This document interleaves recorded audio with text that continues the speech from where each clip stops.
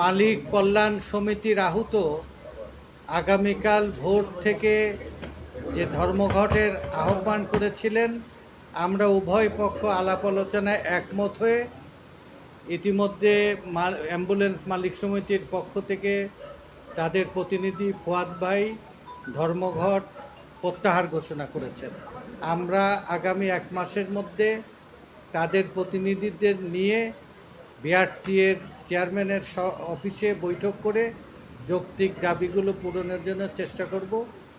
আবার আমাদের যে সাংবাদিক ভাই এই খবরটা আমাদের দিয়েছিলেন এই ধর্মঘটের, তার প্রতি আমি কৃতজ্ঞতা জ্ঞাপন করছি। আগামীকালকে একটা জনদুর্ভোগ কী হতো না হতো তার চেয়ে উত্তম একটা সমাধান হওয়ার জন্যে এই গভীর রজনীতে এই সুসংবাদ জনগণের কাছে আপনারা পৌঁছে দেওয়ার জন্য সত্যি